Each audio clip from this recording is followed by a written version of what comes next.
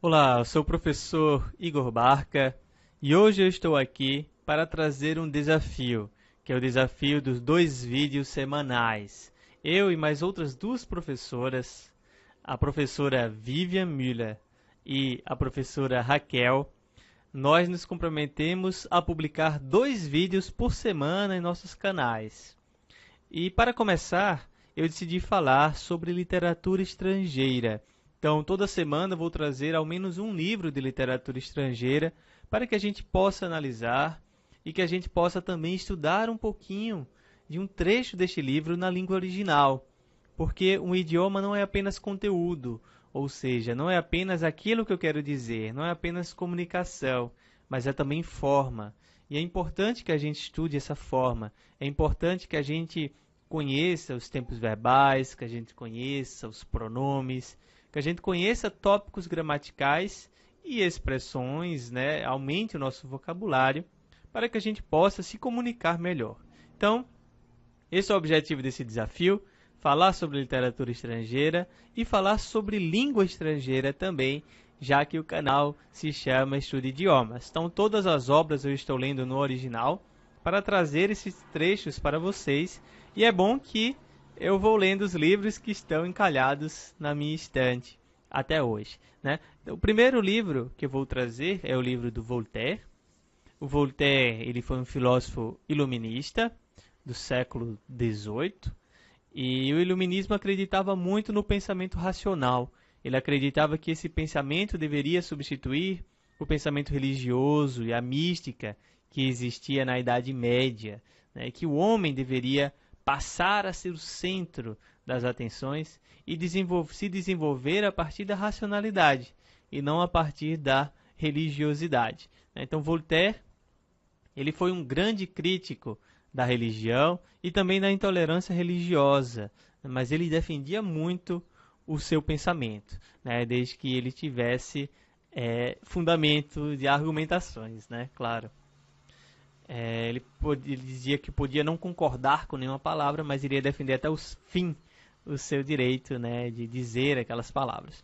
Mas vamos passar para a obra. Então, a obra se chama Candide, o L'Optimisme, e é interessante que quando você vê a capa do livro, né, ele já é um livro que caiu em domínio público, então eu não o tenho em mãos, né, eu baixei simplesmente da internet, baixei também o áudio do livro, e é interessante quando a gente estuda um livro em língua estrangeira de ouvir também, né, para a gente captar melhor a pronúncia do idioma, é interessante, e também dá uma concentração maior, a gente está ali focado, né, envolvido completamente na leitura do livro. Então, eu baixei tanto o áudio como o livro na internet, tranquilamente, já que é uma obra de domínio público, né? Mas o interessante é que quando a gente vê a capa deste livro, você não tem o nome do próprio Voltaire, porque foi uma obra lançada sob um pseudônimo, né? A gente vê Traduit de l'allemand de Monsieur le Docteur Ralph. Então, vocês me permitam ler de vez em quando aqui o meu script, o meu roteiro, porque eu escrevi nomes aqui, datas, etc. Por exemplo, o livro foi lançado em 1759, né, no século XVIII, certo? E apresenta vários personagens interessantes, né, personagens que, na verdade, são alegorias, né, porque eles querem se referir a um personagem verdadeiro. Então, em vários momentos, o Voltaire, ele coloca em seu livro personagens que realmente existiram. É claro que ele coloca sob outros nomes, né, sob outras formas, etc. Uma forma se ele quer criticar, se ele quer elogiar. Então ele vai buscando ali como apresentar os seus personagens. Então, os principais são Le Baron de Tontroc. Então ele tem esse nome extremamente difícil de pronunciar, né? Ele é o Baron de Westphalie, que seria uma região da Alemanha na época. E temos também La Baronne, que é a esposa desse barão, que ela é enorme, né? Ela é muito grande, é uma das coisas, é um motivo de orgulho para o barão. Temos o próprio Candide, que é o personagem principal do livro. Então, o seu nome, né, em português, a gente poderia traduzir por Cândido, vai indicar pureza, inocência. Em francês também tem esse mesmo significado. Então não é à toa que o nome dele é Candide e que o nosso personagem é tão inocente, tão puro. Temos também a personagem de Cunégonde. Então Cunégonde era o grande amor de Candide, né? E um filósofo chamado Pangloss, que é um filósofo que ele ensinava, né, os dois, tanto a Candide quanto a Baronne, a Cunégonde, que ele era o preceptor, né, dessas duas crianças de 16, 17 anos. E ele era especialista em uma ciência chamada metafísico-teologo-cosmolonigologia. Então já vem por aí a ironia do Voltaire, né? Ainda é um nome enorme essa ciência do Pangloss, né? Mas na verdade o Pangloss é uma alegoria, é um símbolo para representar um outro filósofo que tinha essa filosofia do otimismo que Pangloss defendia bastante, que é o filósofo Leibniz, o filósofo alemão, inclusive, né, da Westphalie. E essa filosofia do otimismo dizia que nós vivemos no melhor do mundo, dos mundos possíveis, né? Então, nosso mundo é o melhor mundo possível. Isso quer dizer que tudo que acontece de ruim é para melhorar, né? E é interessante que existe uma novela hoje da Globo chamada Eta Mundo Bom, que é uma novela da 6, que vai nos trazer vários personagens que foram inspirados, de certa forma, né, claro, bem distante, neste livro. O personagem principal se chama Candinho, Candinho, e temos também uma personagem chamada Cunégonde, o mesmo nome, exatamente o mesmo nome da paixão do Candide, mas na verdade não tem nenhuma relação, né, porque o Candinho não é apaixonado pela Cunégonde, pelo contrário, eles têm uma péssima relação na novela, né? Temos também um filósofo que é grande amigo do Candinho, que é o filósofo Pandolfo, o Pangloss, e eles falam sempre que o que acontece de ruim é para melhorar. Então nós temos aí a filosofia do otimismo presente, né, na novela também.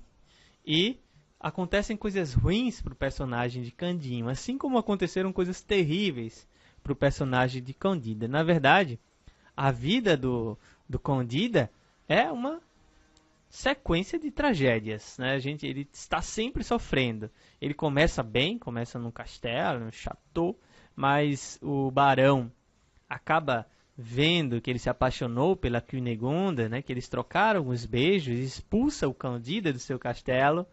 Depois ele sai, vai errando por aí, cai num bar, e nesse bar ele é convencido, de certa forma, né, a ingressar no exército búlgaro. Na verdade, é uma cena bem interessante, bem engraçada. Todo mundo elogia muito o Candide, diz que ele é grande, que ele é forte, etc. E ele acaba caindo nessa conversa, nesses elogios, e acaba ingressando sem querer no exército búlgaro. Só que ele era tão inocente que ele não conhecia muito as leis, né, do exército, não sabia o que era desertar, por exemplo. E um certo dia ele teve vontade de passear, começou a passear, começou a querer sair do exército, né? Que ele achava que ele tinha o direito de sair quando ele quisesse.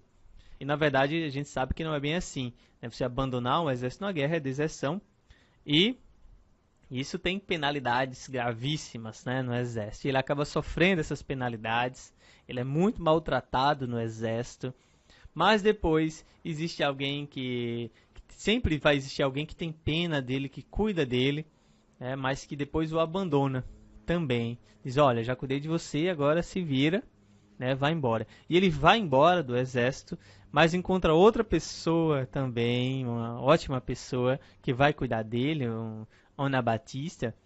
E esse Anabatista cuida dele, cuida também do filósofo Pangloss, que ele acaba encontrando, né, no meio da rua também, como mendigo. E eles vão empreender uma viagem para Lisboa, né? Então, o livro também, ele traz muitas viagens, né? Eles viajam para Lisboa, em Lisboa eles veem terremoto, né? Há uma cerimônia religiosa, um Alto da Fé em Lisboa. Então, esse Alto da Fé é uma crítica ferrenha de Voltaire a essa visão mística do mundo, né? Já que houve terremoto, vamos matar os hereges para que os deuses o Deus se acalme, para que Deus se acalme e traga paz de volta a Lisboa. Então era um modo que eles tinham para evitar tragédias naturais, era fazer esse auto da fé, que era nada mais do que matar os hereges, né, em praça pública, né, através de uma cerimônia religiosa, um show em praça pública. Todos iam assistir realmente de camarote, as pessoas serem enforcadas, chicoteadas, queimadas e etc. Então é uma crítica a esse elemento da Inquisição, né, cristã. Depois eles acabam indo para Buenos Aires e acabam chegando no Paraguai. Né? Não me pergunte como, você vai ter que ler o livro. É um livro muito interessante, bem bacana mesmo. Tá? Esse é até o capítulo 15, né? Eles estão no Paraguai. No próximo vídeo, que eu espero que não seja tão longo quanto esse, eu vou trazer o restante dos capítulos, né? E mais um trecho para a gente analisar. Então agora a gente vai analisar um trecho do nosso livro, tá bom? Então vamos lá, analisando o trecho que eu selecionei. Então nós temos aqui o trecho do livro Candide ou l'Optimisme, como a gente já estava comentando, né? E ele diz: Candide, malgré tant de malheurs, mangea et dormit. Le lendemain, la vieille lui apporte à déjeuner, visite son dos, le frotte elle-même d'une autre pommade. Elle lui apporte ensuite à dîner. Elle revient sur le soir et apporte à souper. Sur le lendemain, elle fit encore les mêmes cérémonies. Qui êtes-vous, lui disait toujours Candide, qui vous a inspiré tant de bonté? Quelle grâce puis-je vous rendre? La bonne femme ne répondait jamais rien. Elle revint sur le soir et n'apporta point à souper. Venez avec moi, dit-elle, et ne dites mot. Então, esse é um trecho do capítulo 7º, chapitre 7e, está na página 27 e 28 da edição que eu li, que eu vou deixar aqui na descrição do vídeo para vocês baixarem também. Alors, Candide, malgré tant de malheurs, mangea et dormit. Então, na primeira frase, nós já temos um elemento a analisar, que é o passé simple, né? Então, sempre esses livros da grande literatura, esses grandes livros da literatura francesa, terão o passé simple e nunca o passé composé, como referência ao passado. Então, é importante a gente saber, ao menos, identificar esse passé simple. Né? Le lendemain, la vieille lui apporte à déjeuner. Então, aqui nós temos um pronome COI, um pronome complément d'objet indirect. Apporte aqui, apporte à Candide.